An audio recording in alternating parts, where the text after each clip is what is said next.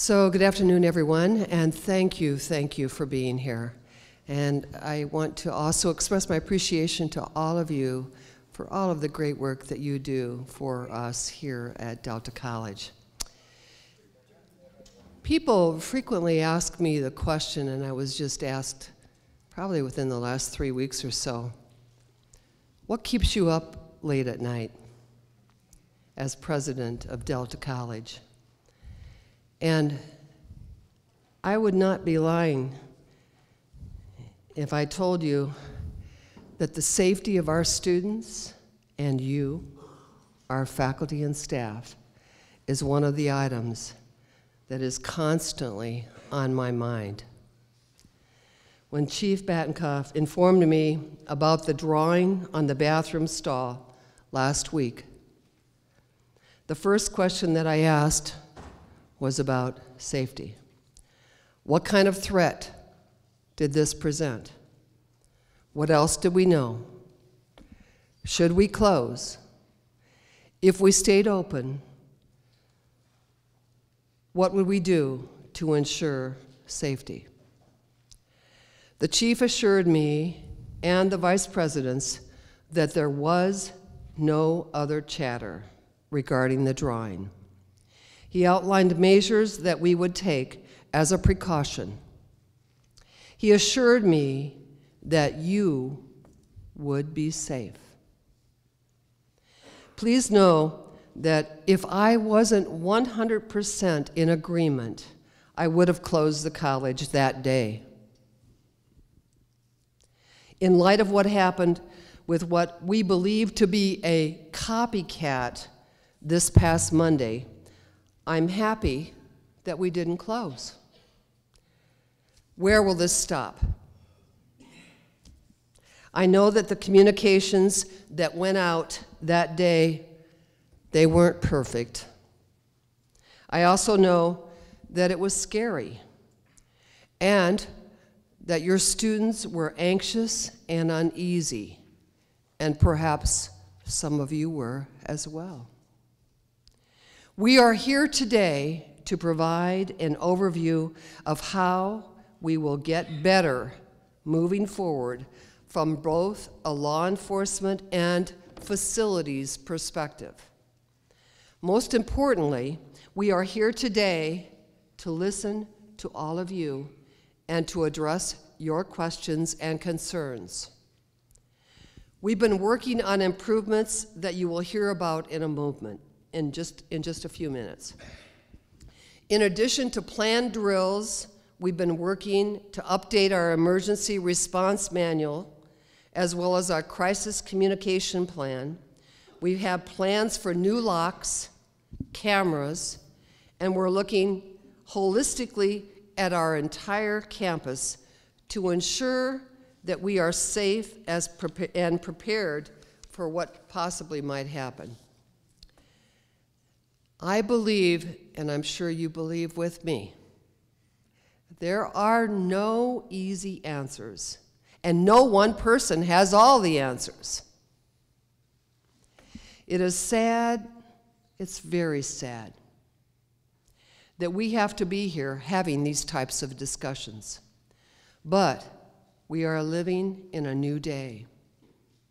We must trust one another so that together we can be prepared for what most likely will never happen, we hope. With that, I will turn it over to our police chief, Robert Battenkoff. He will be taking about 10 minutes to go over some information with you. Following his comments, we'll have an open for questions. You all should have received a comment card. We encourage your feedback and questions. Please include your contact information if you'd like for us to follow up with you. There will be people standing outside the doors to collect your feedback at the conclusion of this meeting.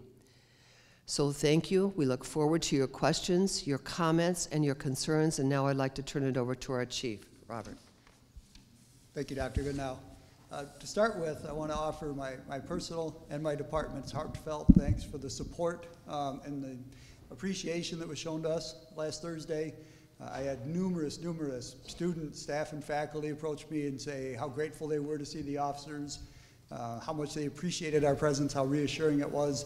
And that matters a lot. It matters a lot to me, and it matters to my department that we feel valued in that way. I also want to thank, many of you saw if you were here last Thursday, Bay County Sheriff's Department and Michigan State Police, who dedicated personnel to us. And that doesn't happen by accident. We develop and maintain relationships with other law enforcement agencies because we need to support each other in this way. And, and thankfully, I know the sheriff in Bay County, I know the post commander, and when I get into what happened with the incident, they were some of the first people I contacted after this occurred, and they were more than willing to offer us support, as did Saginaw Valley State University Police if we needed their assistance. So it's really, I think it's important that you know that those things go on behind the scenes, that we make sure we maintain that network, because there are times when we need to draw on each other's resources. Now I want to explain to you a little bit about what happened with this incident, how we evaluated it, what that means, and then why we did what we did. Because I know the message itself doesn't always convey all the detail that some people would feel more comfortable if they know. So in the evening hours of March 20th, my staff had notified me that they had been told about an image that was drawn in a bathroom. The image was concerning. You've all probably seen it. It was a picture of a gun with a date, likely a date written underneath of it. We did some analysis on whether that was actually a date or a symbol or why it was written, because it was a little unique. But we did find that concerning. Had it been just an image of graffiti by itself, probably less concerning. We did find it more concerning because there was a date attached to it. So I forwarded that on to the administration here, and then we met the next morning. I also forwarded it to two other places. One is the MIOC, which is the Michigan Intelligence Operations Center, and the other is to our Federal Bureau of Investigation Campus Liaison Officer. These are two really broad-ranging initiatives that we've undertaken to try to help protect. MIOC protects Michigan's critical infrastructure. It's designed to evaluate threats and vulnerabilities and to come up with plans of action. They have people that are dedicated to doing absolutely nothing but looking for intelligence and evaluating that intelligence to make threat assessments. That's their expertise. And I have some expertise in threat assessment. I know some of the basics, and I'm pretty comfortable dealing with it, but that's all they do. The FBI has each field office has a campus liaison agent. That agent is assigned to meet with all of the colleges and universities in their region to make sure that we have connections there so that we can leverage the resources of the FBI as well. So we sent this on to the FBI and to the MIOC. And the reason why we did that is we needed to know how big of a threat is this. We know it's concerning. Is this a threat? Is this something we need to be concerned about? Is it a piece of a larger puzzle? They both evaluated this, and the way they evaluated it is to look across a broad spectrum of social media, because the most common pre-event indicator for an act of violence on campus is social media postings and conversations and those type of things. And both agencies reported back that they didn't find anything. MIOC actually does preemptive monitoring of social media, so they're looking at social media even if we don't ask them to. So they immediately told me, we don't see anything preemptively, we'll take a deeper dive more specifically and see what we find. They also scan that image in and do a search of their image databases. They do it both in internal databases of images they've captured and then on internet databases of images to see if it matched up with anything. Does this look like anything we've seen anywhere else?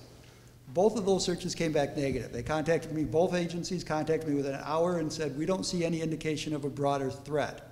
They also confirmed what I already thought I knew, but I checked with them, is that they've never seen an incident of a school shooting or an act of violence that's precipitated by a graffiti like this. That was not in their minds a pre-event indicator. So that didn't represent a credible threat, where we would look at that and go, okay, I think this is somebody telling us they're going to commit violence here. They agreed that it was probably an issue for concern, but they didn't see it as a credible threat.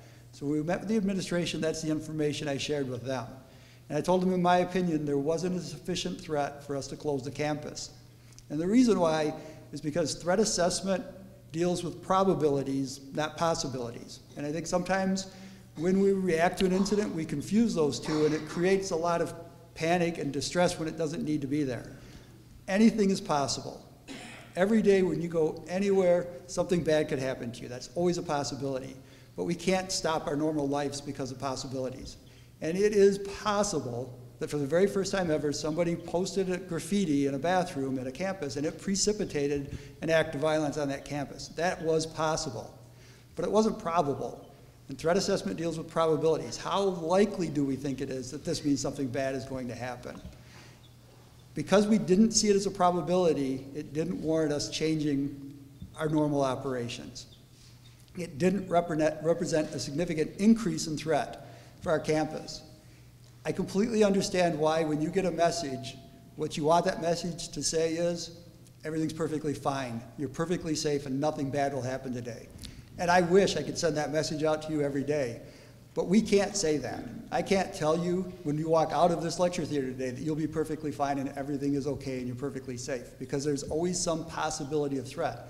What I can tell you is, I haven't seen anything to indicate any probability that things won't be okay and that you won't be all right. That's why we decided what we decided. The reason we issued the message we did, with the information we did, was for a variety of reasons. One is, it did provide heightened awareness for us. And that's a very positive thing that comes out of this. In spite of a lot of the negatives that came out of it, it's a very positive thing that we've heightened our awareness about these kind of incidents, because that's our best defense against them. I've had a lot of inquiries about what should we do? What should we say to our students? How do we deal with this?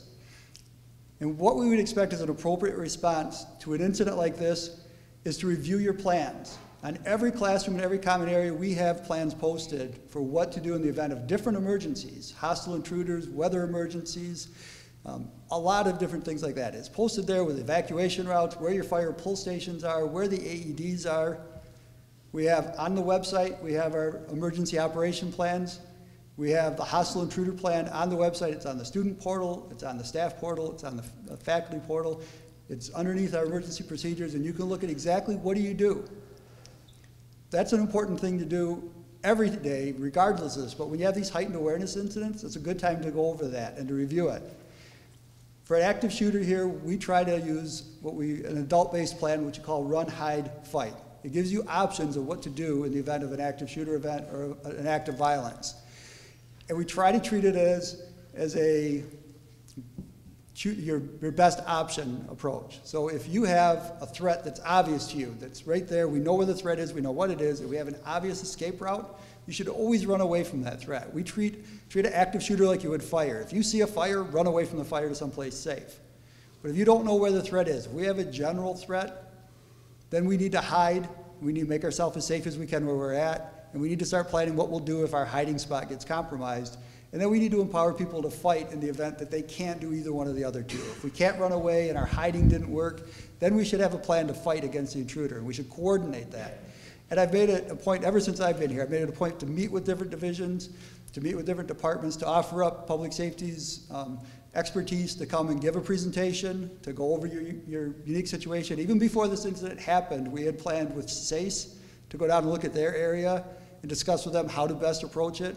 I met the Sunday before all this happened, I met with the fitness staff and the pool staff and went over with them how to respond to this. I've met with the dental clinic before, and we're going to meet with them again. We make that service available all the time because it's important to have those plans in place ahead of time. Having a plan is the best way we can head off panic. We've also talked about a lot of things that we've done so far, and things that we still need to do to make our campus safer. I'd actually, coincidentally, on the 15th of March, I'd met with Executive Council to present with them our secure mode drill that we have scheduled for April 16th. That was an attempt on our part in public safety to look at where do we see a potential weakness in how we operate right now, how can we test out that weakness, and then how can we make it better? Because, again, as many of you are aware, we have a lot of doors here, and we have a pretty archaic system of securing and opening those doors. And in the event of an emergency, and the secure mode drill is to simulate an outside threat. If we had a barricaded gunman on 4 Mile Road, or if we had a police incident that involved an armed person running into our woods out off Hotchkiss and 4 Mile, how would we secure our campus, continue our operations inside, but make sure that the threat from the outside can't get in? And I think our system right now is probably in need of improvement. So that was the purpose of this drill. I also presented what I think will be the anticipated improvements, and we've kind of fast-tracked those now because of the heightened awareness that we're in the process of looking at upgrading our system to secure our building, limiting access points, installing electronic lock systems, having the ability to have a one-button lockdown from either public safety or facility so that we could, within a matter of moments, secure our entire campus rather than relying on student officers or facilities personnel to go around with a hex key and lock all of our doors and make sure that we got them all. So we looked at that as a weakness and a way we can improve it. And that was all prior to this incident, but the incident really brought a lot of focus to it, which is, again, another positive thing that comes out of these type of things. It's, again, there's no, as Dr. Goodall said, there's no simple answer to these things. There's no perfect answer to it. I've done a ton of instructions on active shooter response, both before I came here and since I've been here, and we always tell people, I can't tell you anything that will make absolutely certain that you be safe in an active shooter event. I can't tell you, do these 3 things and you'll survive no matter what, because they're terrible incidents, and not necessarily everybody survives at every incident. What we can do is give you the best opportunity to survive, and that's what we train to, and that's what we look to structurally. That's what we look to from a security standpoint, is to make things as safe as they can possibly be. It's a collaborative effort. It takes all of us to make our campus safer. It takes all of us to do the things that help keep things in perspective, remain calm, and remain functional in these situations. I really respect and appreciate the efforts I saw to model appropriate behavior to the students in light of the threat on last Thursday, to react to it reasonably, to have a plan in place, but to continue with our functions, because this was an obvious attempt by somebody to use fear to manipulate us. In my professional estimation and in the estimation of the people who looked at it, this was not a threat to do violence against us. It was an attempt to manipulate people's actions. And I think we as a college, we as a society have to make it clear that we're not going to allow people to manipulate us in that way, that we're not going to cow to that we will carry on, we will react reasonably. And I can absolutely guarantee you, if there was a real credible threat, if I looked at this, or if any of the other analysts looked at this and said, we think maybe there's something going on here, we would take every possible step to make sure you were safe. We would never operate the college, not at least under my recommendation, ever open the college under that situation. As I told, I think some of you might have seen when the news did their report. Thursday, my daughter had a class, and she was coming to class. It ended up that her particular class, they switched to an online that day, so she didn't actually come here, but she was here Tuesday for her class. I wouldn't take a chance with any children or anybody's children who attend here, or with any of you, that I wouldn't take with my family. If I thought there was a real threat, if I was really concerned that there was an increased threat over what we face every day as a normal part of our society, I wouldn't have let you come here. And I can guarantee you that, and I can guarantee you that going forward. And I agree, messaging can always be better. There's always questions you're going to have that we can't answer, especially in a nixle message, because they're kind of prescribed. I will tell you that wasn't required. We didn't have to put a nixle out on that. There are sometimes when we're required by statute to put out a nixle. We weren't required to do so in this instance. It wasn't a reportable crime that we had to tell you about. We did it because we wanted to, both as a public safety department and as an administration. We wanted to make sure you had that information, and we wanted to make sure that you could make decisions for your own personal safety based on that information. So I appreciate your attention. I know I covered a lot of information in a real quick fashion, but we wanted to leave time for questions at the end, so I'm happy, or Dr. Goodell's happy to answer any questions you might have as appropriate.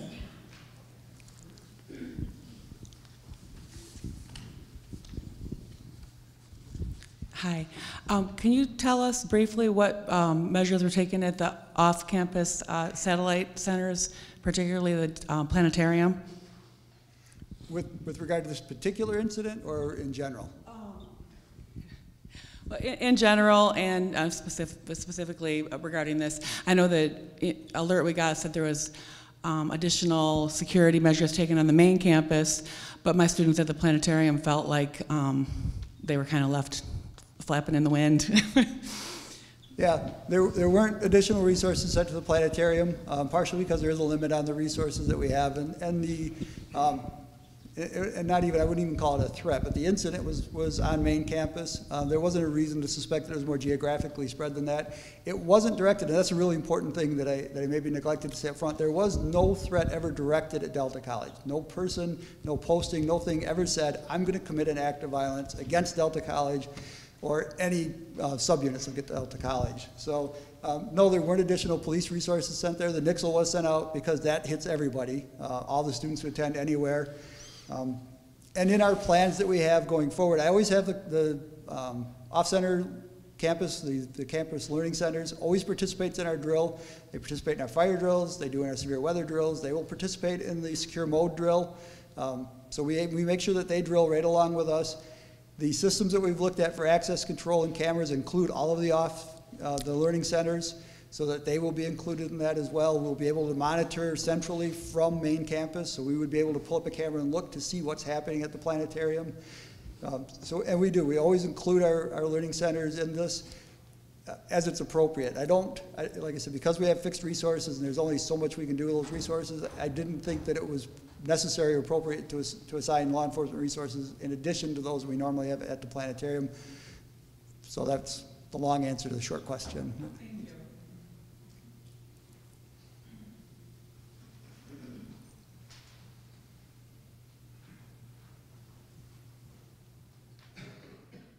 I know in the past we keep coming back to key cards for locking doors, both faculty doors, classrooms, everything.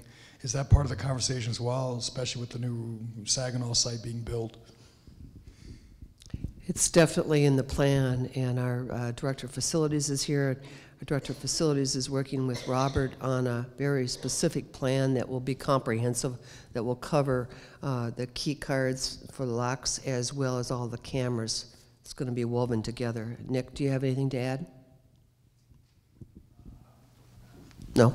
And I can briefly, I can say, we're looking at a range of solutions. Some of it is going to be limited by cost, because cost can be really prohibitive. To do every interior and exterior door with a card access, even the vendor who's trying to sell it to us said, you don't want to do that. It's very cost prohibitive.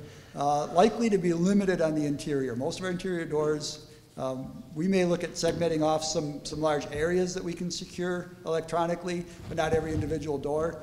And then we're looking at, one of the things that we're going to probably recommend is limiting access from the outside, because we have somewhere in the neighborhood of 145 to 150 doors right now.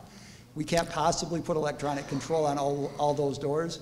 So we're going to have to look at limiting down the access points. Some doors may be exit-only doors in the future, and then have a more controllable number of access points that we can use electronic locks, key cards, and video cameras to help secure that limited area.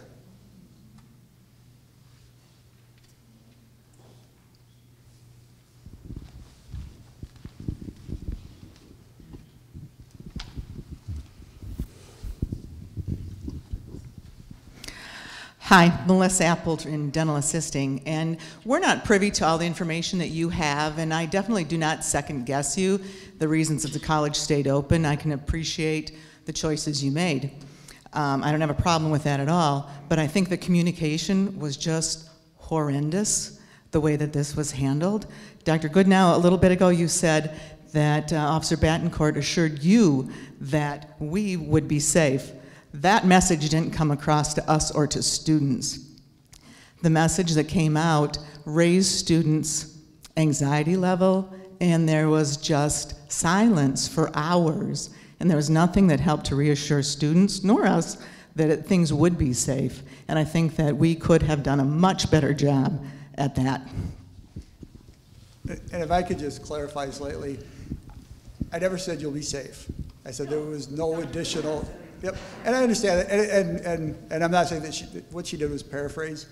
What I said was there's no additional threat. There's no indicator of an additional threat. I can't ever say you'll be safe. And like I explained earlier, I wish I could. I wish I could send out a message that said everything's okay, you'll be safe. I can't do that because I can't promise your safety. Again, we're dealing with possibilities, not probabilities. I can say that there's no increased threat. There's no reason to deviate from how we do things normally. I can't tell our students, I can't tell you that you're going to be safe at all times here on campus. I can just tell you that there was no increased threat. There was no credible threat that your safety had changed from its normal status. I can accept that. I understand that 100%. I'm just saying that the lack of communication, the lack of reassurance did nothing to reassure our students that it would be okay to come to campus. I think if there would have been a face on the news early in the day, a voice on the radio, a video on our campus website, one of you two saying, I don't perceive this to be a strong threat. I think it's okay to come to campus. Some message, personal message to the students would have been reassuring. I think the message that came out through Nixle was just so sterile and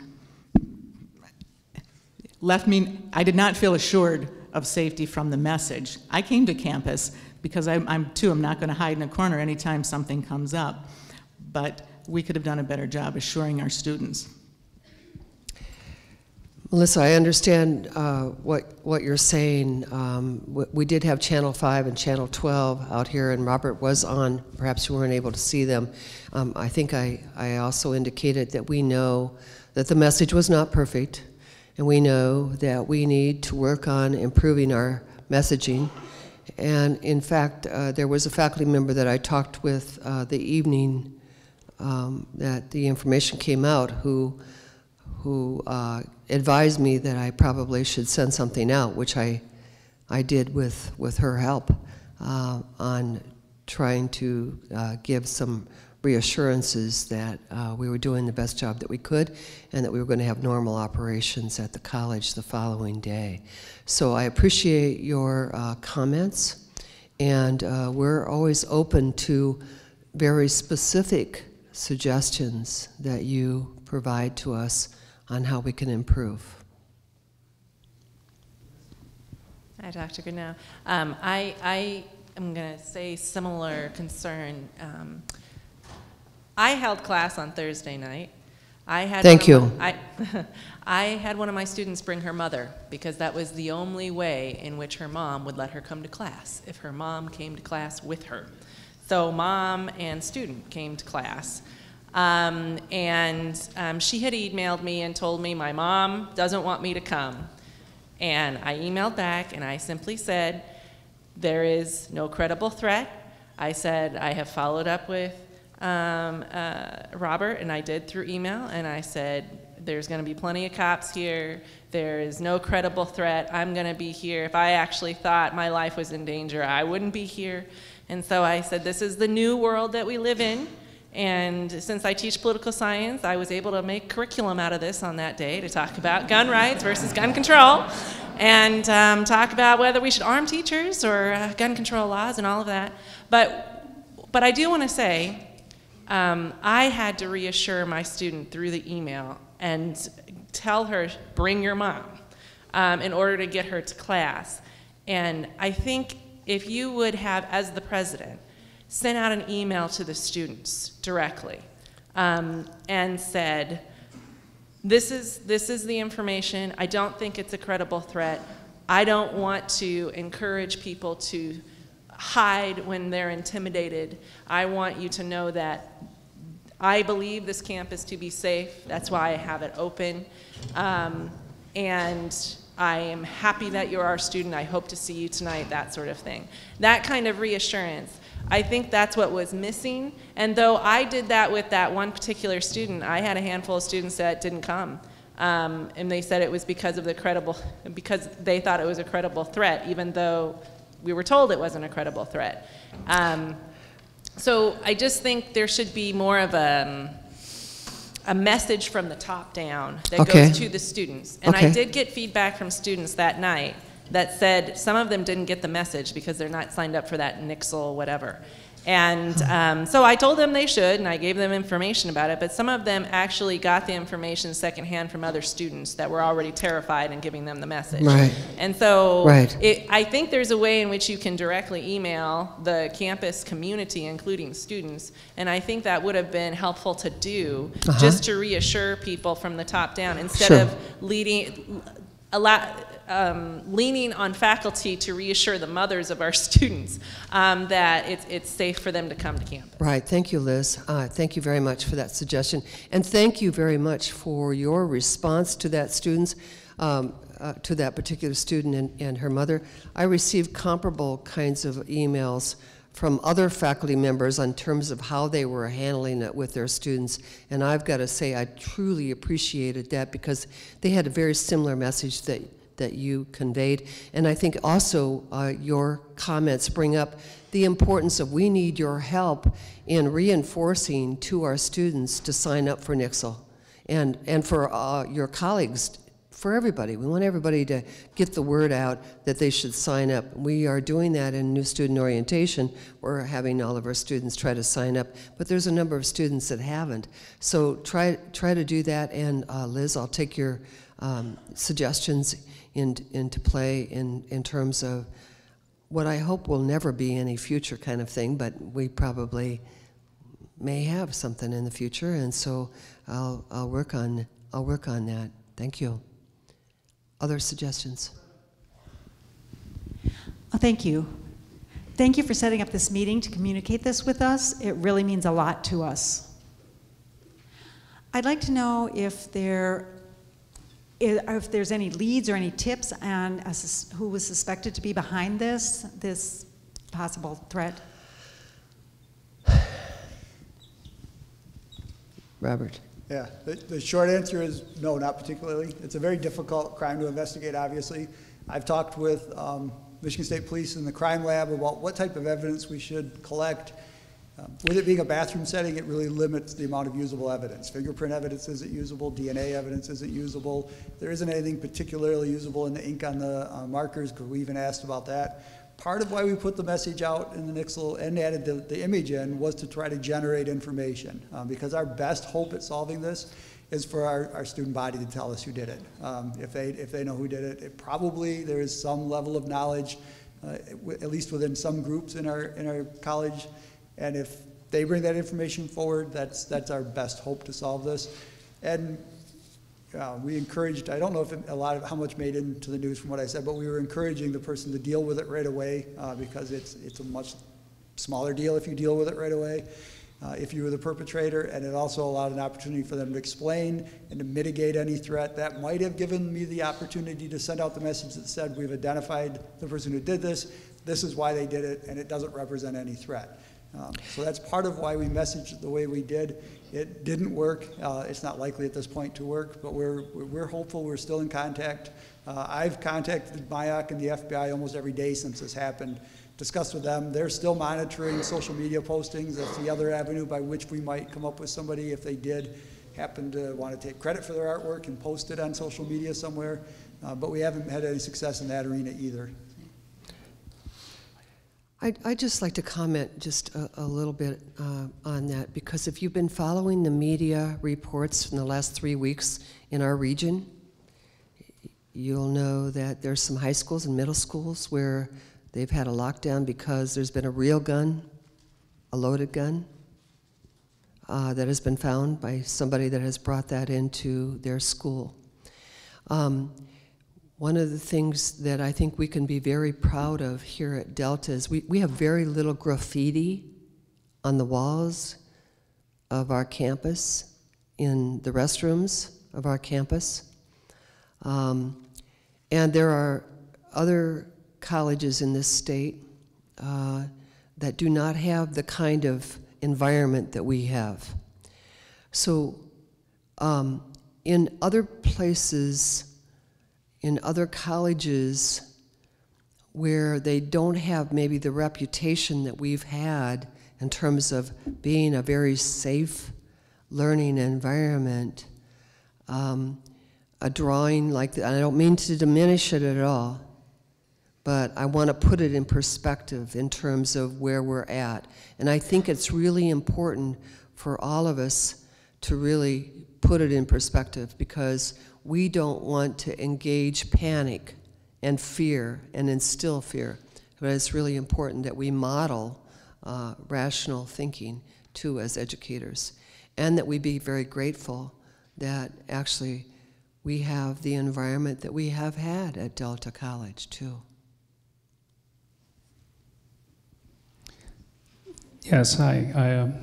My question, I'd have to go now. Yes, Michael. Yes. My question is more, okay, what if things did go badly? Let's say that we had the information, there didn't seem to be a credible threat, and as a faculty member, I sent out an email to my students saying, well, there doesn't seem to be a credible threat. How much am I opening myself up to being sued later? How much is anyone on this campus being opened up to, well, we were told there was no credible threat, maybe it didn't come through clearly, so I'm taking the initiative to tell my students, And you know if it happens, somebody's going to get the idea, oh, we need to sue. We need to sue everybody. So as an institution, I'm wondering where we are in terms of legalities on what we can say, what we can't say, what we should say, just to cover our own behinds on this. And I would suggest, and that's part of why we make the recommendation, that your best approach as a faculty member is say that the college and the public safety department has evaluated this and they don't find a credible threat. Not that you don't, because you know, obviously you all have your areas of expertise, but threat assessment probably isn't one of them. So it wouldn't be a message from you, it would be relaying from us. I also, and for a long time I taught active shooter response to police officers, and my answer on civil liability for any of these kind of situations is, that's the last thing we're worried about. I'm not worried about civil liability when I make these decisions. I can live with getting sued. I've been sued before. It's only scary the first time. After that, it's not so bad. But I can't live with anybody getting hurt because of what I did. And that's always what we make our decisions on. But it's also part of why, and hopefully I didn't come across abrupt before, but when I said I didn't say you'll be safe, it's because we can't do that. Because if I tell you you'll be safe, come to school, it's fine, and something bad happens, then I am liable for it. Then I have created a civil liability situation. But if we say we've assessed it and we don't see a threat, but we put the information out, and we did tell especially our students, assess for yourself, and if it's beyond your risk tolerance, you don't have to come to school that day. We tried to be optional with that. I think it's a little bit different for the rest of us, especially in public safety, but even for the staff and the faculty, that we need to model that kind of behavior, that there's no credible threat, we're going to be here.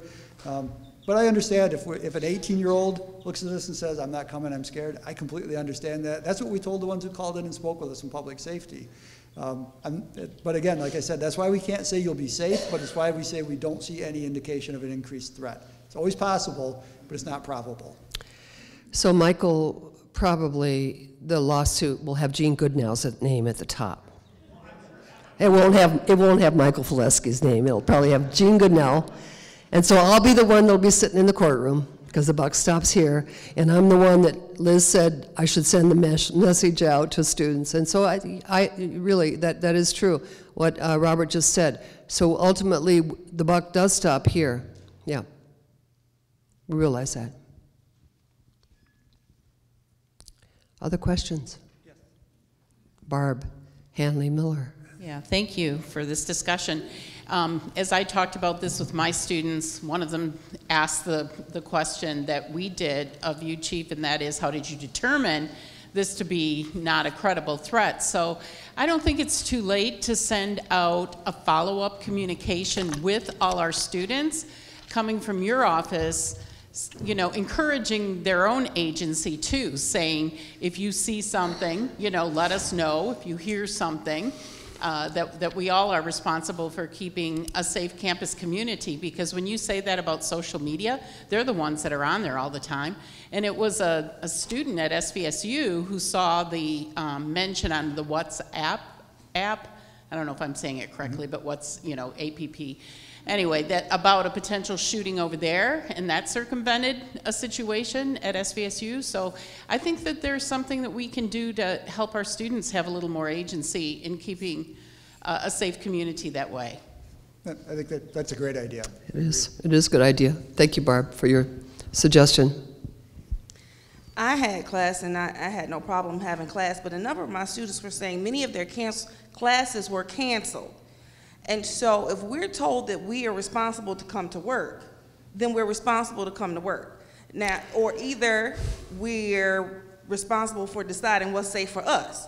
So which one is it? I mean, I was here, I had no problem with being here, but then you have students also panicked because their teachers have canceled class. Okay, thank you for bringing that up, Wendy. That is kind of the elephant in the room. My expectations are when we say the college is open, there's no imminent threat, employees report to work. Employees, you have a job to do. Students are coming. You report to work. As we go forward, that's my expectation.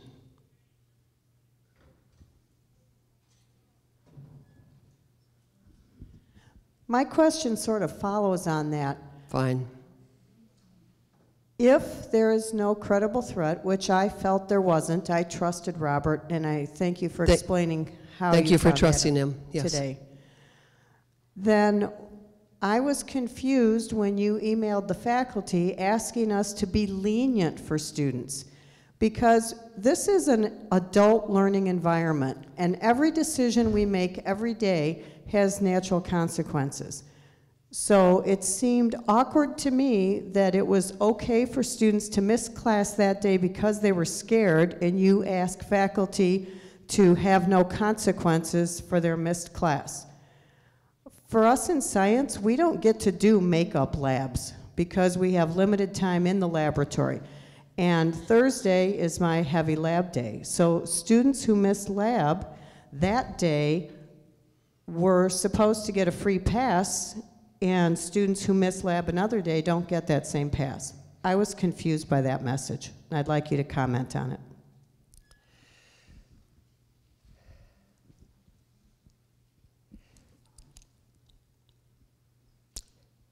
We are a comprehensive community college. Our mission is to serve our students.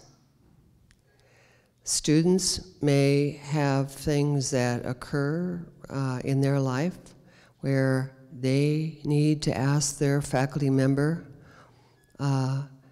for some assistance in how they can make up the instructional time that they may have to miss because of what's going on in their life.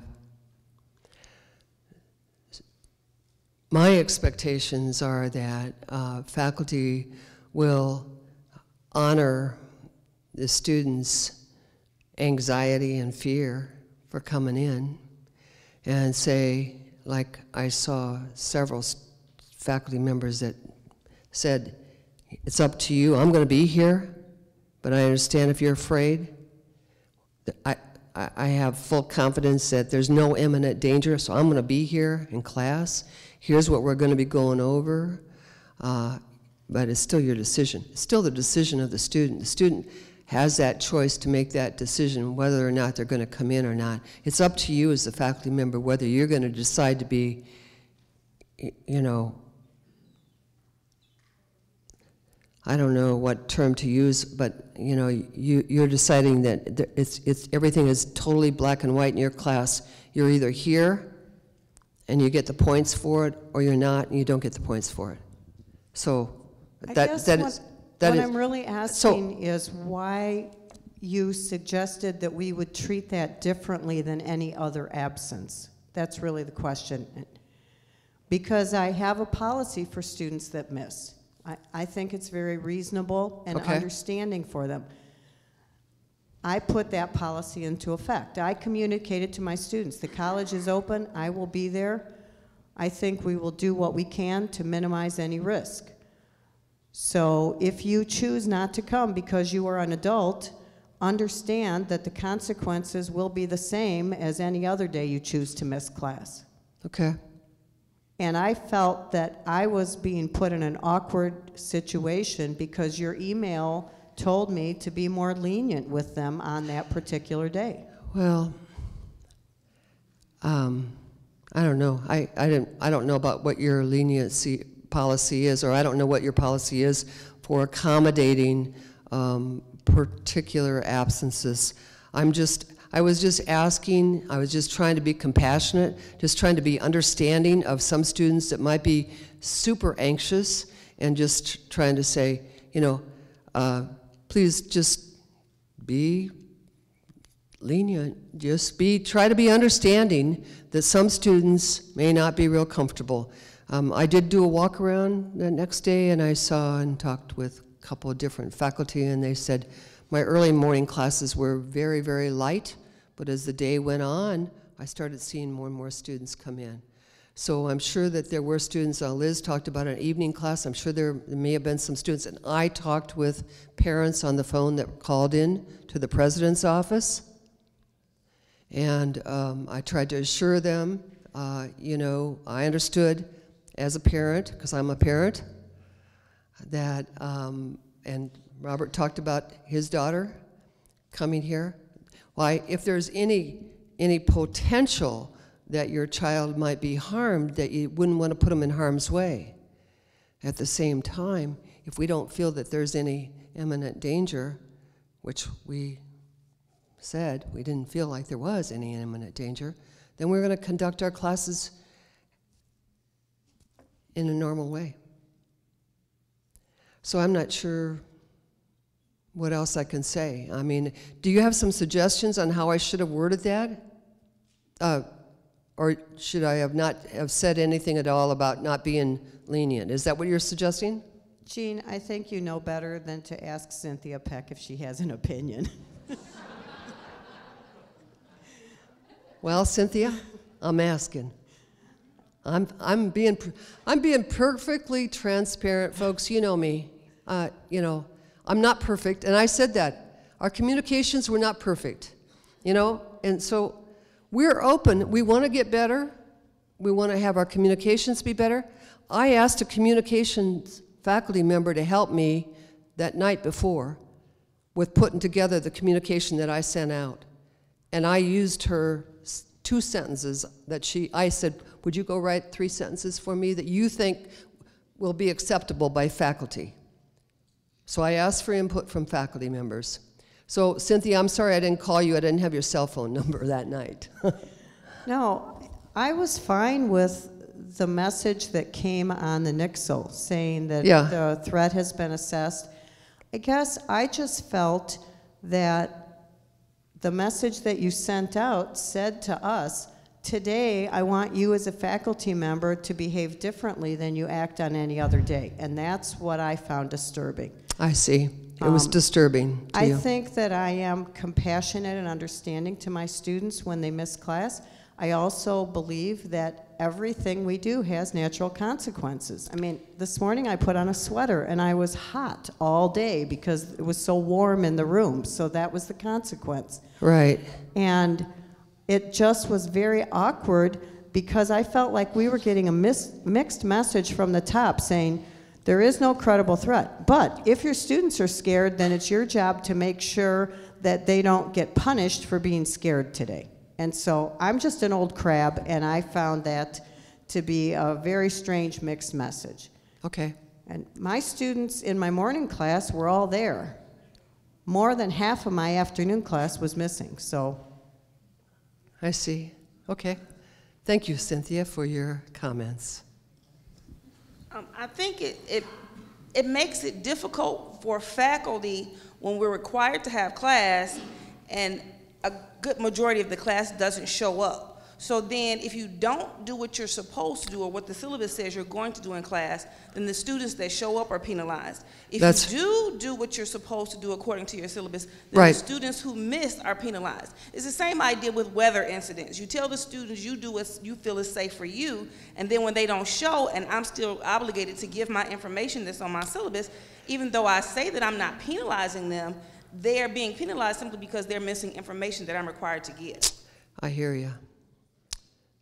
I hear you.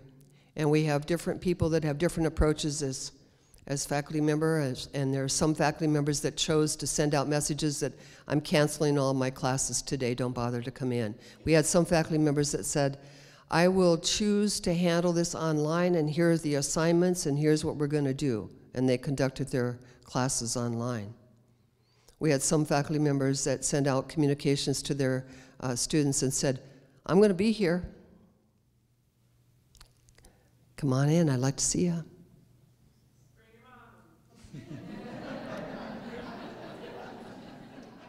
And some faculty members said, bring your mom. Yeah, bring your mom, bring your dad, bring the whole family. Let's get them registered.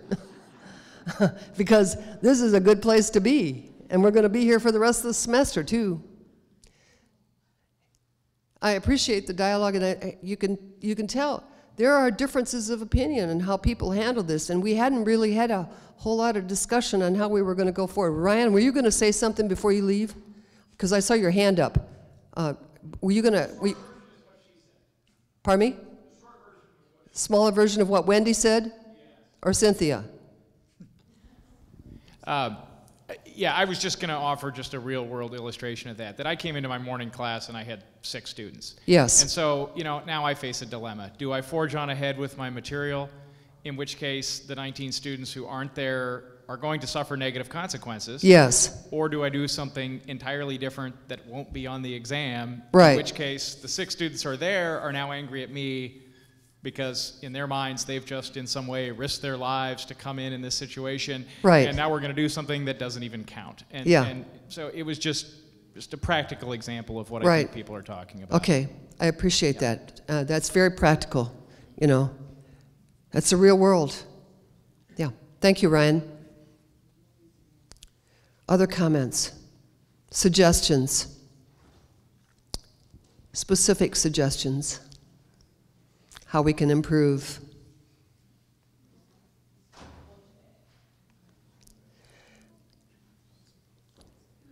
These times are not real pleasant, folks. What happened at Parkland, and we have a faculty member actually who is working with us right now, who actually was a faculty member at Parkland for 5 years, I learned. And, it had to be real hard on her when she heard about the 17 people that lost their lives there. And it wasn't too awfully long ago. When was it? Virginia Tech. What year was that? Because you're a graduate of Virginia Tech. What year is it that we had that? How many? 10 years ago? 8 or 9 years ago. 8 or 9 years ago, I think, was the first time while I was here at Delta that we had to experience the Virginia Tech. And we called people together just like we're here, and we said, what are we going to do? And I heard suggestions from faculty and staff about some things that we should do differently. We had our chief of police. And you know what? We followed up on those suggestions. We had very specific suggestions on the doors that the faculty wanted them a different way, so we changed all the doors. We had some other suggestions on terms of our communication. We put together a communication plan. We're going to do that, folks. We're going to follow up on it, but it's not going to be perfect. And like Robert said, not one person in here that I know of can say, you can go out in that parking lot and you're going to be 100% safe. Nobody can make that guarantee. Just a real quick follow-up. Thank you for reminding me. Chief, are we going to look at the lockdown bars for the bays? The cheap alternative where you just lock the bar down? They're doing that at Chippewa Nature Center and other places as a result of the local threats. They have 2 little brackets. They leave the bar right there. And if we decide we're in lockdown, you drop the bar on the 2 main doors and you can't get in the bay from either end. Yeah, I've seen there's a couple of different solutions for interior doors, for securing classroom doors and doors like you talked about. We've looked at some of those. I think that's not on our critical list right now. Our critical list is those exterior doors, getting the video surveillance in, getting that ability to lock down our exterior in one button. But we have a 1, a 3, and a 5-year plan. Okay. We're looking out at securing interior doors and doing things like desktop alerting and things like that in our broader plan. Because that's the poor man's solution to large-scale security threats, Yep. right? But it's very effective. It's a good solution. Are there any other questions? Thank you all for being here, and thanks for your... I guess we have one more question. Oh, one more question? Sure. Where is it? The idea of the one-button lockdown, so that would lock the exterior doors. Would that prevent students from being able to run out? No. The crash bars on the doors will always work. You can always get out. It's just to stop people from getting in. Are there any other last statements you would like to make, President Goodnow or Chief? Or any other last statements or? Just thank you all for being here. Thank you for your suggestions, your comments. We appreciate it, and we're going to keep working on it. We're going to get better. Thank them for being here, Thank please. you.